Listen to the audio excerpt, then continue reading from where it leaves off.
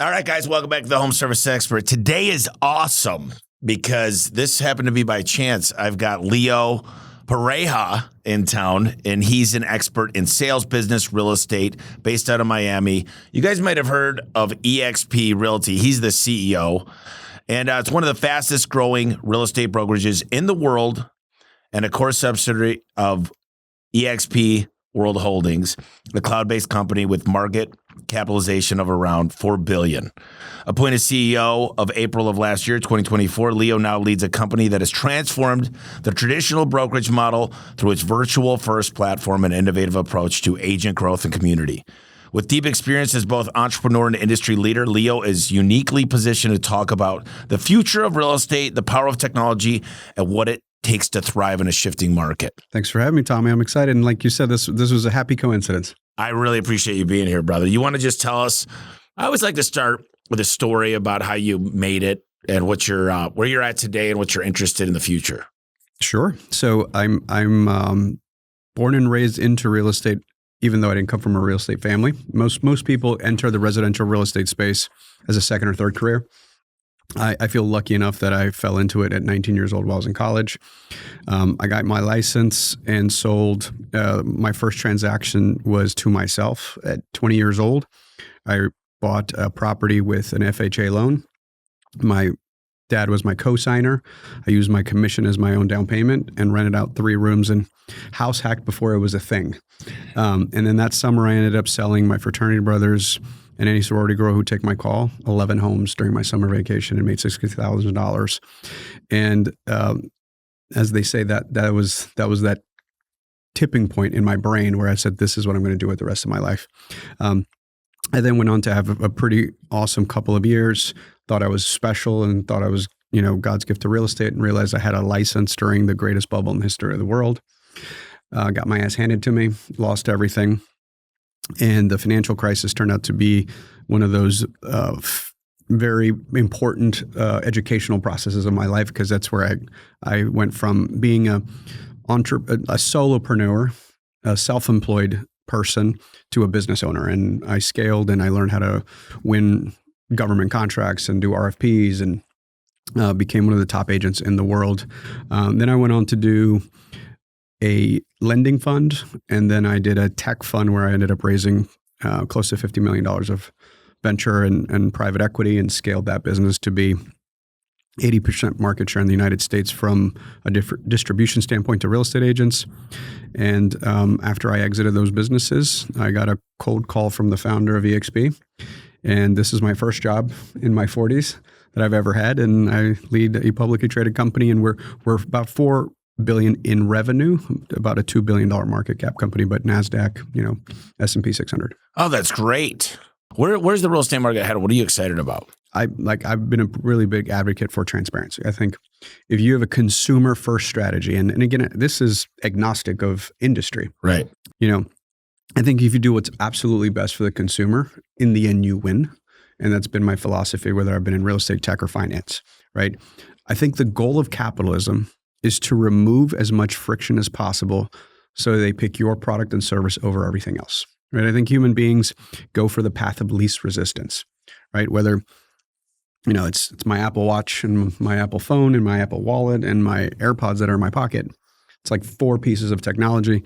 And it's not that I'm obsessed with what Steve Jobs built as a human being versus the frictionless ecosystem he designed. And think about your favorite products and services. That's like the reason Jeff Bezos is one of the richest men in the world, is because he made it painless for us to get what we want when we want it, as soon as possible, with the least amount of friction. So real estate is one of the most friction-full experiences American consumer makes. It is not simple. It is not painless. There's a ton of complexity from title and mortgage and all the other things. So I believe that consumers will still over-index on having an expert advisor help them through a super expensive, highly infrequent, highly emotional thing that they only do on average 3 times in their whole life. Wow. But where I think of the future right now, I think AI is going to fundamentally change everything, and that's not just hyperbole. I actually founded and scaled a tech company, so I'm more technical than the average CEO. That's not an engineer, but where I think everything's about to shift is the gatekeeping of technology is not what it used to be. So once upon a time when I founded a tech company, I relied solely on engineers to build everything versus with the advent of large language models where you can vibe code, even if it's just like the first wireframe and the layout, and I can, verbalize with context what I want it to look like and then give it to an engineer. That's a game changer. The speed at which we can do stuff. And I believe that in the next 3 to 5 years, most B2B SaaS products will no longer have the UI experience that we're used to, right? Most B2B SaaS products are an interface that sits on top of a data layer. And I think what it's going to look like is more like that little talking bubble where you either type into it what you want to know, like tell me how many garage doors we have in inventory. Yeah. Like, you don't actually now need to go to a display that has these predetermined visuals. Like like how many inbound calls did we get? Who have we not talked to in a while? Like what supplier, like pick your industry and pick your KPIs and you'll be able to contextually talk to it. And so I spend, I speak at conferences often, and as of late, I feel like I have anxiety. I can't go fast enough. I have anxiety that everything is moving at a speed that I haven't felt before. Right? I'm 43, and I've experienced 2 gigantic tech jumps in my professional career. One was high-speed internet. Yep. And again, I grew up in the real estate business, but prior to high-speed internet, I actually had to drive into the office physically to look up listings. Yep. Like Zillow didn't exist, right? It was like this gatekeeping of information. I had to physically drive somewhere and then print stuff out and give it to you if you wanted to buy a house. And high-speed internet democratized that. And then the next giant step that changed everything in my industry was mobile, right? I went from having to print maps on MapQuest, like that's how old I am. Oh, yeah.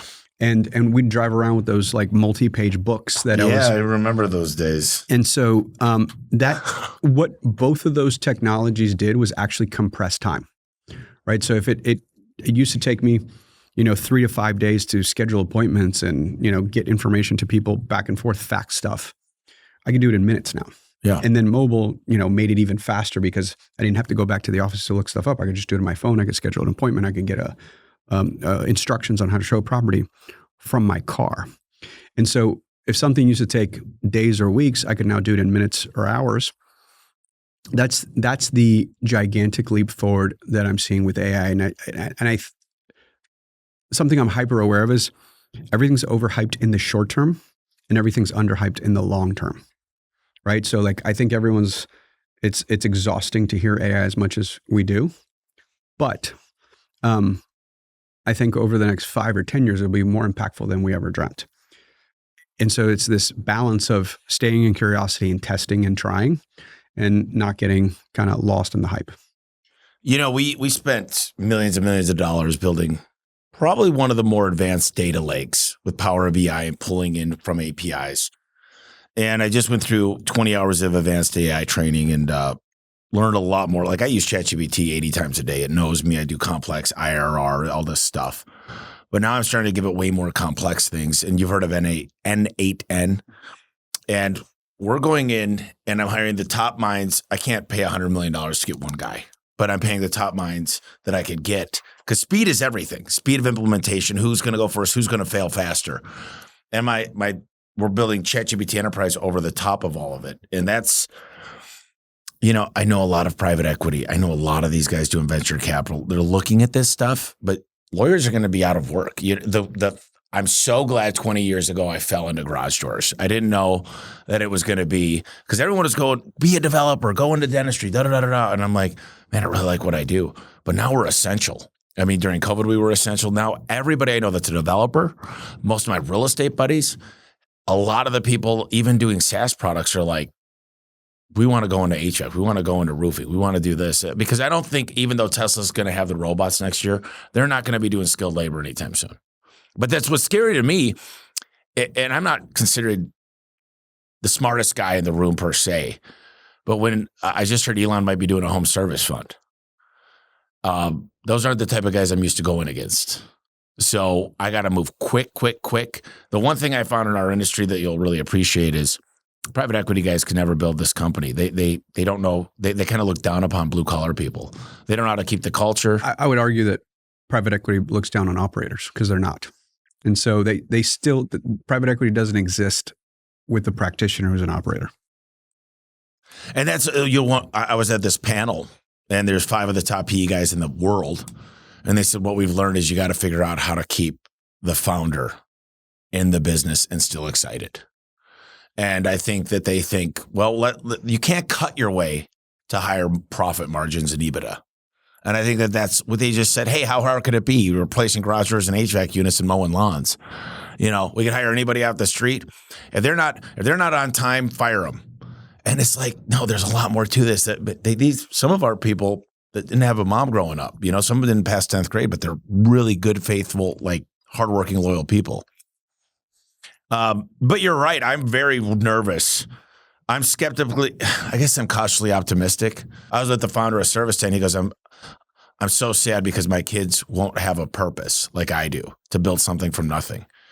Like, what do you think is going to happen? I mean, AGI, when is this happening? Nobody knows. But what's your speculative? And then what happens to society and wanting to grow yourself? That's a very, open-ended question that no one actually knows the answer to. So the one thing that I do know, and again, I'm an optimist, and I think we have to be entrepreneurs. Like, it's not a choice; it's a DNA thing. So one is, I would go back over 2,000, 5,000 years of recorded human history, and the printing press fundamentally changed society, and knowledge was gate kept by scholars and the church. And when the first books were printed, it allowed for literacy at scale. Right. And then the railroad and the engine, right? There's been these dramatic jumps in productivity. If you actually read headlines from, the eras of when this happened, it was the Carnegie. It was the end of the world as we knew it because these jobs were being eliminated. So one is, I think we're a tribal species. And what that means is we crave human interaction. So I think as certain repetitive jobs go away. And when you look at any advancement in technology, it's normally that. It's some logical process. So I think over time, we will over-index on human experience. And I was recently, about 6 months ago, at an event with a bunch of private equity and some of the biggest direct-to-consumer brands in the world.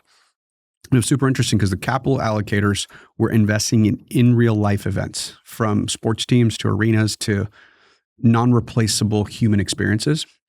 And then the direct-to-consumer brands were actually investing in similar opportunities that had direct-to-consumer live events, meaning that it doesn't. People are going to want to gather.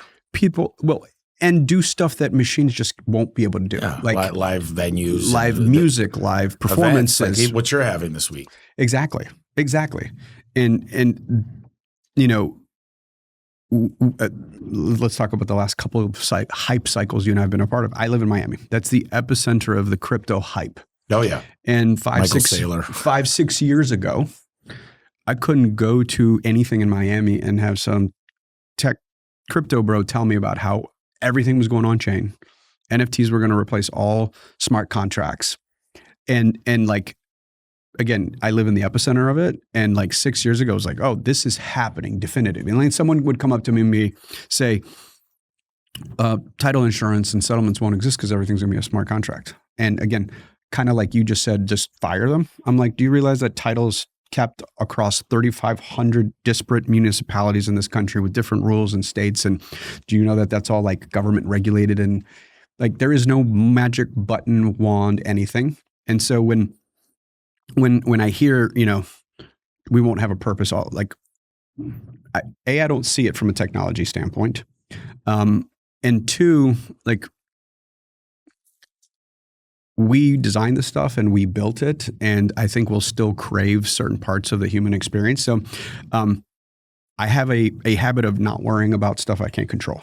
Well, that's smart. I mean, it's tough. I mean, when you think about AGI, when you think about this code is smarter than all humans combined. And people think it's 10 years. Some people think it won't happen in our lifetime, but I still feel like it's the best opportunity I've ever had. 10,000 baby boomers a day retiring, 12% of them own a business.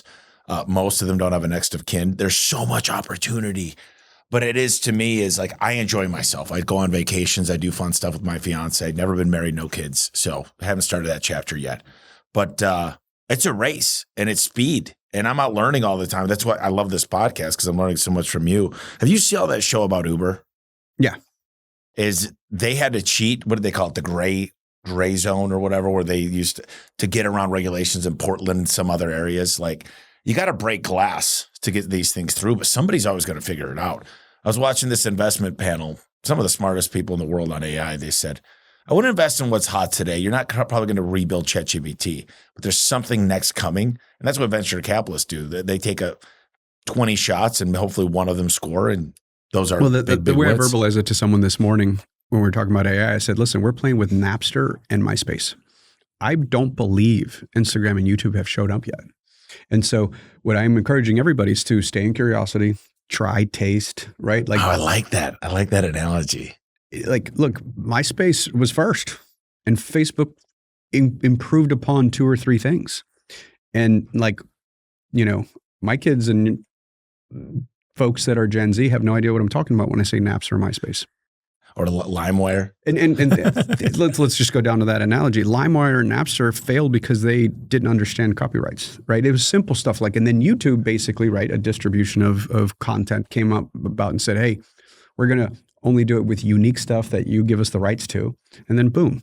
But LimeWire and Napster were first before YouTube. Yeah. And then, Facebook and Instagram, MySpace was first. So Tom. Go back to the end of the 1800s with the Gilded Age in the United States. We had 118 railroads. Within like 30, 40 years, we had 3, right? So there's this like crazy boom in opportunity, right? I like to say that capitalism, I said about the removing friction, but the goal to create opportunities or a lead funnel in any business is to have an outsized return on effort or dollars, right? Meaning if I spend $1 and I can make $5, whatever a funnel is, whatever customer acquisition channel you go after, you do it for as long as possible. And to quote Gary Vaynerchuk, marketers ruin everything, right? Because if you do it very successfully, every other competitor goes, well, Tommy's crushing it with this one strategy. And you will be able to do that for 3, 6, 12, 18, 24 months. And then everybody else will catch up or the platform will monetize it differently, right? Like, you can sell data. That's what I think of. Pizza Hut 20 years ago said they make most of their money off of data. So I heard this stat yesterday that when a lead converts through ChatGPT, it closes at like 600 times better than Google. And the reason, intuitively, people trust it more. Intuitively, we trust it more because as of right now, they haven't put sponsored ads. Right. But they will. I promise you they will. Why wouldn't they? They haven't figured out how to make money yet.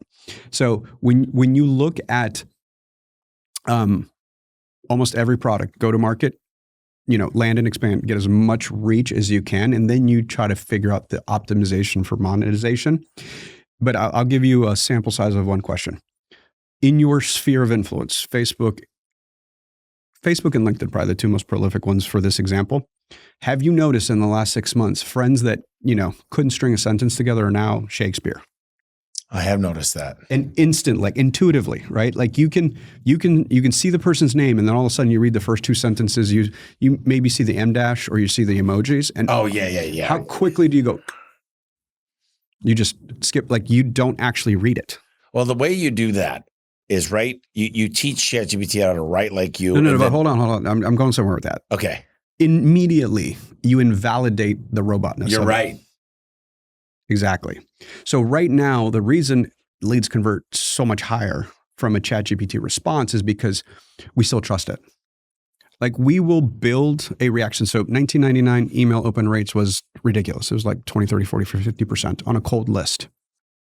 We loved email so much, Tom Hanks made a movie about it.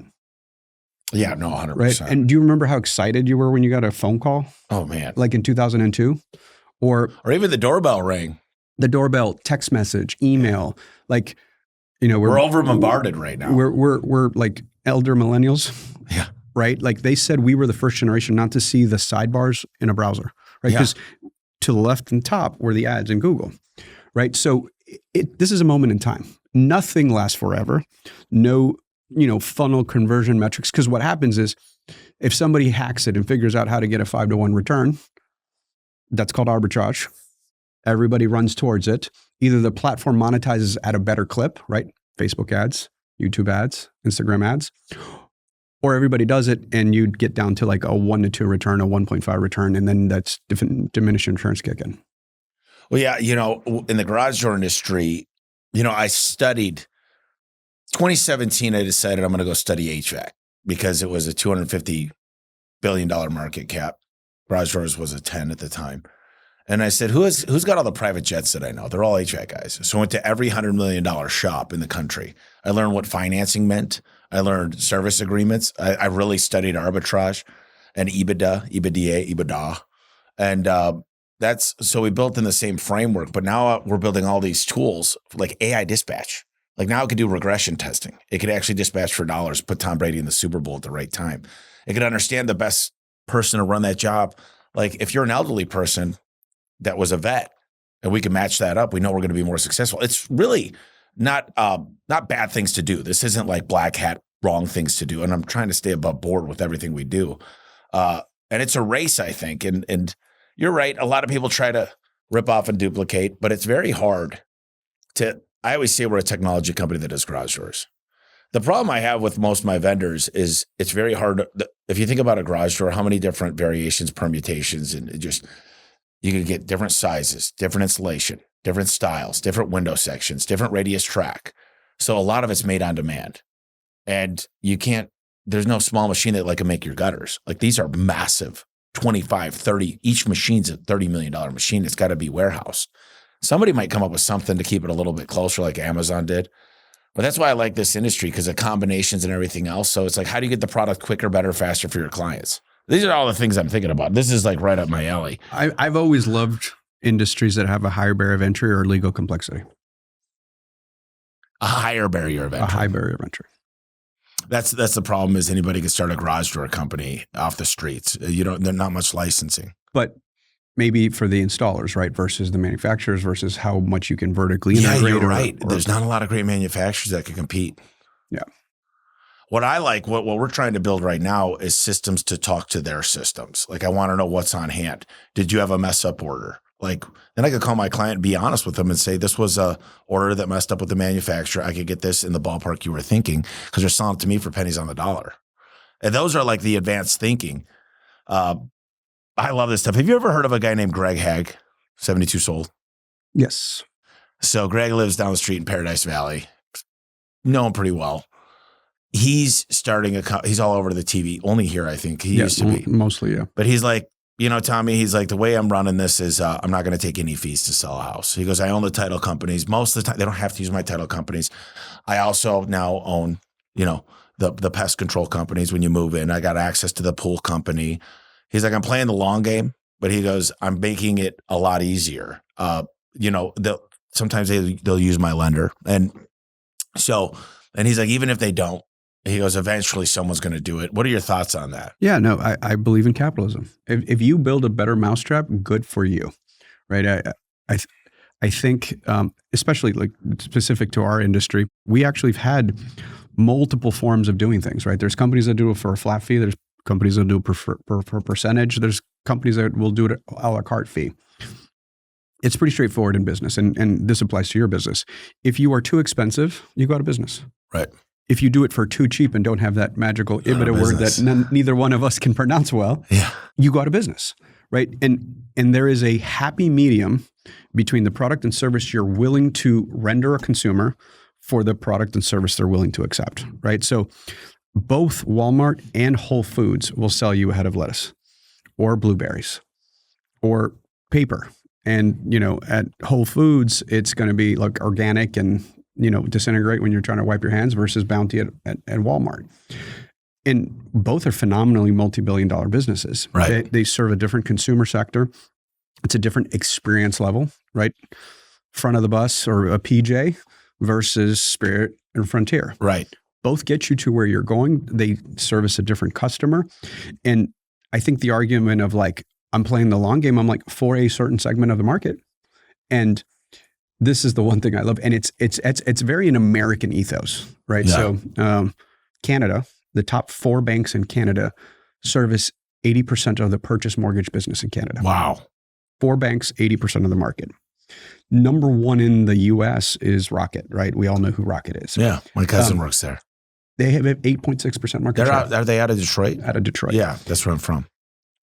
By the way, remind me, if you want a tour of their campus, it's Disneyland for entrepreneurs. It's one of the coolest, It's beautiful physical campuses. I haven't on the been planet. there, but she gives me I can't even say, but yeah. Yeah. I will. I'll remind you. But let's go US, right? 88.6% is number 1 in market share. Yeah, that's We have that's thousands 1/10. of lenders, and then it goes down from there, right? So no real estate company, no garage door company has 100% market share. No, it would be a monopoly. Well, forget that we have the Sherman Act, but by the way, which is 70%. Yeah. Is That's it- why you need a strong competitor. That's why Steve Jobs gave Bill Gates gave Steve Jobs the money. Right. And when, I don't know if you know the story of Japanese cars in the US, but like when Honda was growing so fast, they actually launched Acura as a sub-brand to create a competitor. Yep. So it's part of our American ethos as a culture. And so I don't like, good, let him create a differentiated product. And again, one of the things that we do as a company is I look at myself as a platform. So like I want to be the iOS in the App Store, Right. and let my agents build their own apps, right? Versus I'm not trying to build a super app. And so 72 Sold has their own mousetrap, and they'll capture some market. And so will other agents, with ranging business models. I always talk. Last week I was in front of my own group, 1,500 people, and I said, listen, McDonald's is right across the street from our office. You go there, feed a family of 4 for $40. But if you go to Steak 44, you got to wait a week to get in there. And it's going to be very, very, very expensive. And you cancel, you still pay the down payment. I'd rather but man, if you go in there, they greet you by your name, they sit down, a manager stops by, you're halfway done with your martini, they reshake it. It's an experience. So how important is the brand? Yeah. And so brand, especially, I just listened to something, Gary Vaynerchuk, that's the second time I'll quote him today, where it resonated and hit very personally with me. He said, when you talk to skilled salespeople, they kind of disregard brand and marketing because they're really good at closing, right? So it's like, can I generate a lead, convert it down the funnel, and turn it into business, which again applies to everybody, versus companies who very successfully have leaned into marketing and brand. And then it's more of a pull, attraction versus hunting and gathering. Right. And so, the answer is both. But it's that branding experience that differentiates. Like you have this little thing on here that just sold for $1 billion to Coca-Cola. Yep. And it was a brand play. Yep. That appealed to a specific consumer demographic, that made them infinitely more valuable than other commoditized products, right? So I think a brand differentiates a commodity in a, typically to make it a premium product. Have you ever heard of the Wizard of Ads? No. His name's Roy Williams. He was the first guy to build the ad for Rolex. And it sounded something like, imagine yourself. And he's got, you're going to the Mission Impossible. You've got a quest. You are going up this impossible goal set. And he goes through it, and he's done it for me live, and he knows it by heart. And he goes, you've reached the pinnacle. You've accomplished Mount Everest. Rolex. You deserve a Rolex. And it's just like that whole brand. So he did every major jewelry store. He's doing a little bit of home service. But what I found is people want to do business with me, even though we've got 1,000 people, my coworkers that we work with, is they want to know that I'm going to back it up. They want to know that I'm going to make you happy. They want to know that the story. Instead of being transactional, like we can do it for less, or we're slashing all prices, or, these are our values. And now I've realized more than ever, I need to be up front and center. I do all the radio, TV, billboard, and it's not a vanity thing. It's just I wanted to I'm not going away anytime soon. No one could quit and say, hey, I'm taking away all of my clients that I helped build with you. So do you think you need to be, as a CEO, more doing Instagram and LinkedIn posts, and call it TikTok, X, whatever, What is your theory on that? Yeah. Yes, 100%. Right. So, and I joke that I blame Elon and Zuck for this, right? Because I felt that before that, I couldn't name too many publicly traded CEOs, right? But we've moved our attention, right? And TV killed the radio star, right? And then Google did it to TV ads, and social is doing it to every other form of paid consumer push media versus consumption media. And the thing that I think is extremely exciting is we are switching from a social graph to an interest graph across every one of those platforms. So when social started exploding 10 years ago, and I was told very much to my face I needed to do that, and I ignored it. Yep. But the game was create a following and then sell to that audience. The algorithms, and by the way, the reason the algorithms have been able to move to a social, an interest graph versus a social graph is because the AI inside of the algorithms is getting much, much better at pairing people. Right. But you can open up a brand new Instagram or TikTok account today, which, by the way, this didn't work 18 months ago, where you hit the right product market fit on message and you go viral. And so to answer your question is, where is the attention? That is the most basic construct of lead funnels and conversion in commerce. And I don't care what industry we're in or what century we're in, right? You need, like 200 years ago, you needed to be in the town square because there was no direct mail. So if you weren't at the right block, no one saw you, right? And once upon a time, it was the billboard on the highway, then the right Instagram ad. The audience, and again, I'm in the real estate industry, and my goal is to partner and attract the best agents in the world, because we operate in 27 countries. So what better ROI as part of my time to speak to the audience I'm talking to, right? So, I've been very focused on social, and yesterday in front of the whole group, somebody said, take out your phone and see, what is the views on your content over the last 30 days? And it was at 394,000, right? And at a minimum, we post once a day from my Instagram account. We post the same content on LinkedIn, Facebook, X, Threads, and we do I say yes to a lot of this because then we repurpose this same content into shorts that drive to another, CTA. But think about that. If I open up my Instagram right now, it says in the last 30 days, there's been 394,000 views on my content. What would you and I pay for that? Oh, yeah. Right? Like, that's organic. That is, and it's hyper targeted. It's to my sphere of influence, because the people that like it, non-followers, it's because the algorithm is showing them, or it's being shared quite a bit. And so how much longer will, the platforms let me get away with that level of free viewership? I actually don't know, right? Because Meta's got a pretty good track record of putting some paywalls behind it. But why wouldn't I? Well, you take advantage while you have it, but I know a guy that's like smartest guy in the room. He's a developer. He controls 800 million queries through Google. Like, he figured it out, kind of knows Google's algorithm better than them. And he goes, Tommy, can you imagine an organic? You're going against every major programmer in the world, because their job is to get you to pay something. That's how the platform makes money. So you could make it work, but it's not long lived usually. Like, that's what's so hard about building a budget, is we're so good. It used to matter a domain authority, right? And now it's crazy, but things are changing. And so we got to be willing to learn and adapt. And I think it depends as to, you didn't ask me the question of what is the goal? What is the goal? In my role, because you asked me specifically as a CEO, it's visibility, right? And the speaker we had at our event yesterday said visibility trumps ability in today's attention world. What was the speaker? His name is Jared James. He's a good friend of mine. That's awesome. Visibility trumps ability, right? And I'll ask you this. Is there a chance that there is a better technical garage door installer in a local market than you? Oh, yeah. But do they know he exists? No. Right? So visibility trumps ability 100% of the time. Well, a lot of companies that there's better products in Silicon Valley than the network effect. But I mean, somebody could come up with a better Facebook, but they got the network effect. But the fact is, no one knows who they are. Marketing is essential. If I had to pick one skill that trumps everything, sales and marketing are Does that Rolex do anything better than this $600 Apple Watch? No.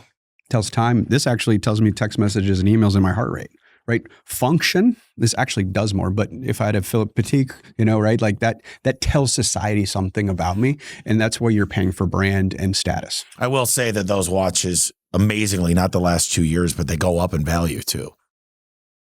So they kind of hold their value. I bought these 2 amethyst rocks, massive amethysts. Mm.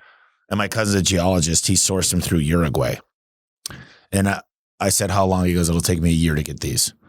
I said, all right. I think I paid $70,000 for both of them. He said I could sell them each for $100. And he goes, they're only going to go up. Those aren't like rocks you find very often. So everything I look at is like, is it going? I have some fun stuff, but rarely I showed Scott I got Kit from Knight Rider. There's not a whole lot of those out there.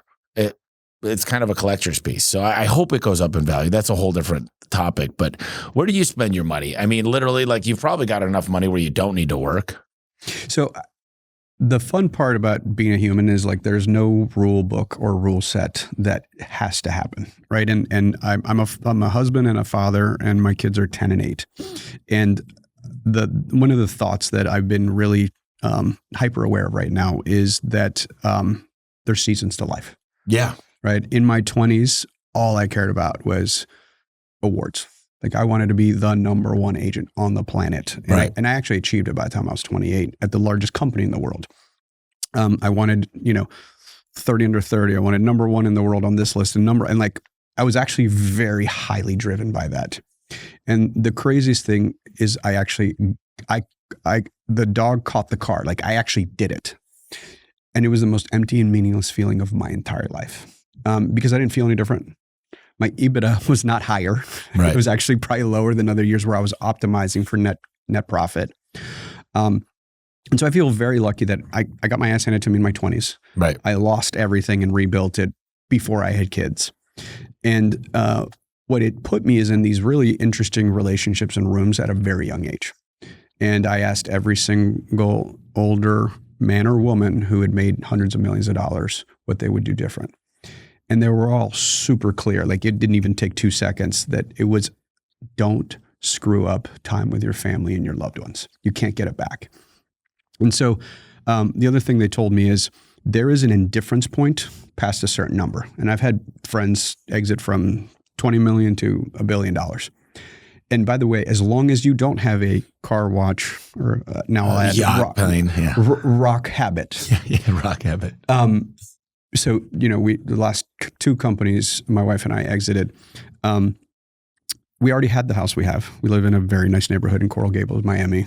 I have a Model S with everything on it. She has a Model X with everything on it. Our kids go to one of the best schools in Miami. Nothing changed. Like past a certain indifference point. What is that point? The reality is it's for the lifestyle that you optimize for. Right. So one of the things that I can tell you as an entrepreneur, I held resentment to the words lifestyle business or SMB. Yeah. Because it felt not big enough. And then I went and did one where I raised a bunch of money and had big numbers involved. But the reality is, I think most of us, and again, I blame the culture and the glorification of the entrepreneur and the massive eggs and the massive raise. But at the end of the day, it's like, how much money do you actually need to live the life you want, to experience the things you want to experience? And so I am eternally grateful for the stuff I can't control, meaning like my DNA, my IQ, the parents I had, like living in the United States.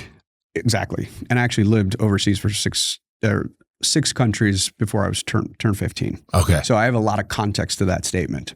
And so, I don't think we can control certain parts of the DNA, but I don't need or want for stuff, right? Like I don't have sports cars. I love spearfishing in the water, but I don't buy a boat because I've done the math and like chartering's cheaper. Yeah. So that question I think is like, how do you prioritize time and effort? Like for me, time with my 10 and 8-year-old and my wife, my siblings, my parents, my cousins is actually the most valuable thing on the planet for me. And back to the DNA thing, it's probably because I'm Latino and I was bred to do that, but it's how I prioritize things. So for me, it's experience over things, right? Like we spend 2 to 3 months every summer on the road with my entire family, and I run a global company. So we spend time in the south of France and Barcelona and wherever we want. all the way to, the West Coast and surfing in Costa Rica. And again, like that is expensive, but I don't, have a Ferrari habit. So yeah, I think it's, and by the way, there's no right or wrong. Yeah. Like this is like, there's no rule set here. And the one thought I go back to all the time is in 2 generations, no one will remember you or I lived. Oh yeah. So just really enjoy the ride. That's really good, man. I really like that. So, but you still, Gino Wickman, you familiar with him? Mm-hmm. Yeah. He was on a podcast recently and he said, I sold my EOS system, 87.5% of it. And he goes, Tommy, a massive pot of gold. I won't even go into the numbers, but I felt so empty.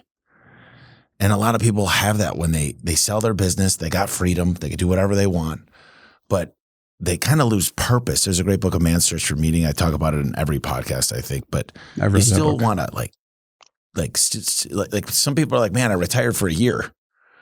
And I just was like driving myself nuts. Yeah. So I love his stuff, and we actually have a partnership with EOS that we preach in our ecosystem. B is part of the entrepreneurial experience is that it becomes your identity. So I've exited 3 times, and after the first one, it was painful and traumatic, and then the second one, you're like, okay, now I like know what to expect. Simple things like, hey, my email is now leo@leopareja.com. It's no longer at the business. Right. Because that's like that email was with you for 5, 10, 15 years. Like even just little things of how you log into the bank, you have to change that email because that domain no longer belongs to you. Yeah. Right. And so one is identifying who you are outside of the identity you've built as an entrepreneur. And by the way, I spent about 6 months spearfishing. I got really good at it. I'm a rescue diver. But, as I was on my 3rd spearfishing trip of that week, after we sold the last business, and I was contemplating buying the spearfishing charter, I was like, whoa. Like my brain's doing that thing where like, I think when you are a builder, that's your thing, right? So look, I know people who've sold their business and buy a ranch and become like really good at that, but then they optimize and love and play and do that.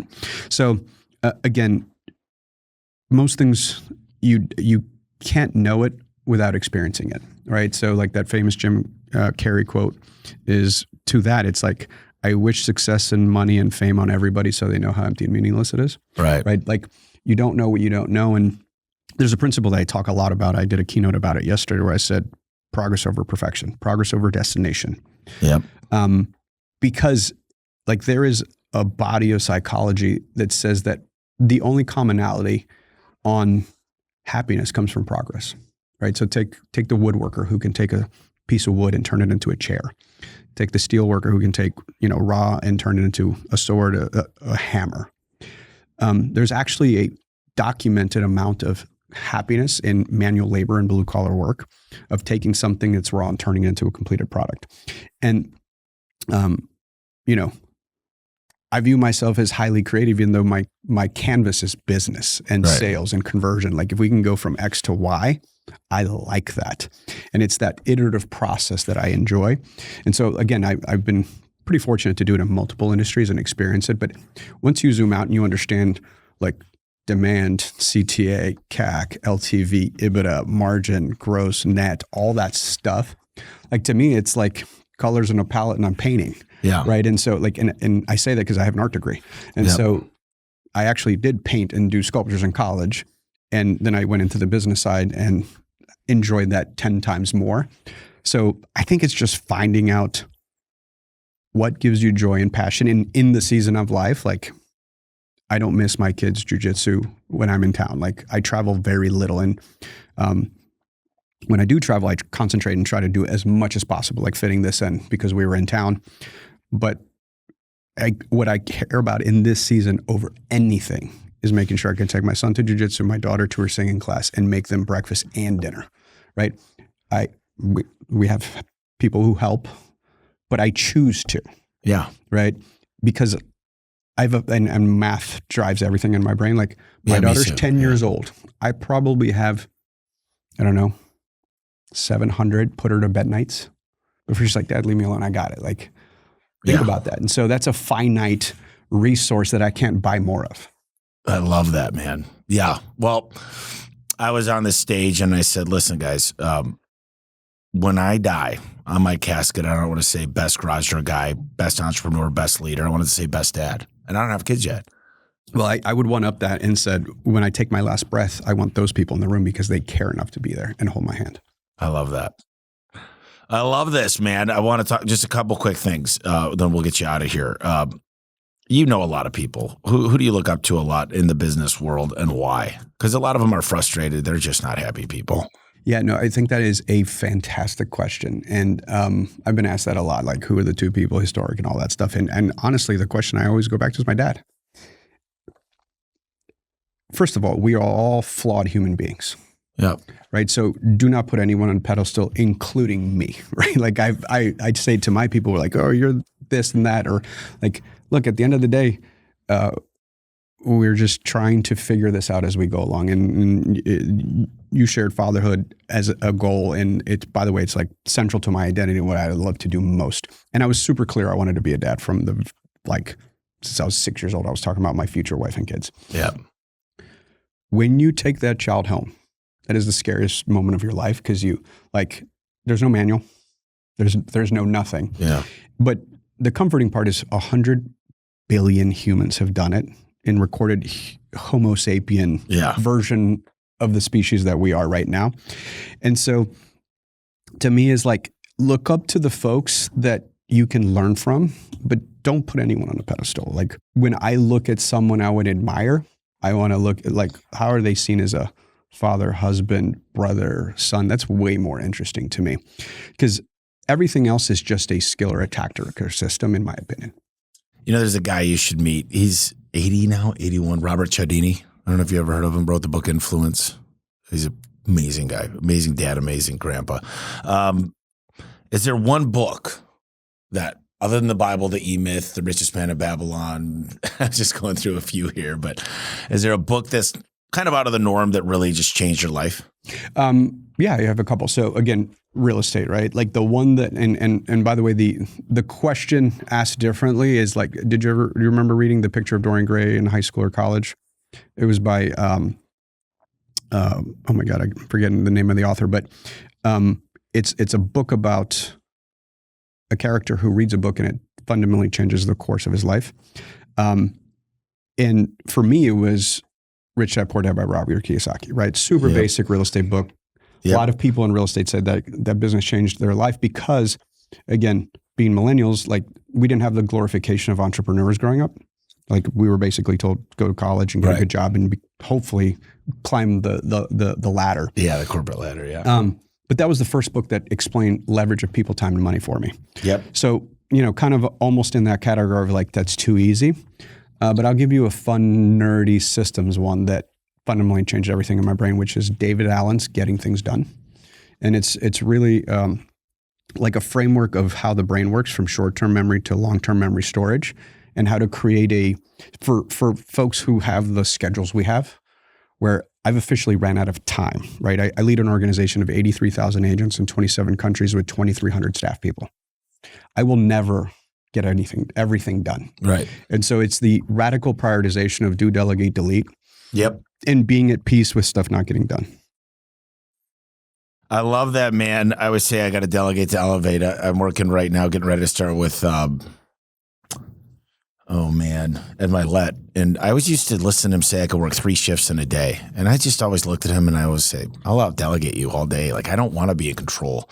Like, and I want my people to fail fast. I mean, failure is not an option. We need to fail. We'll just fail quicker. While they're still loading the gun, we've missed the target 80 times. Now we're hitting bullseye every time.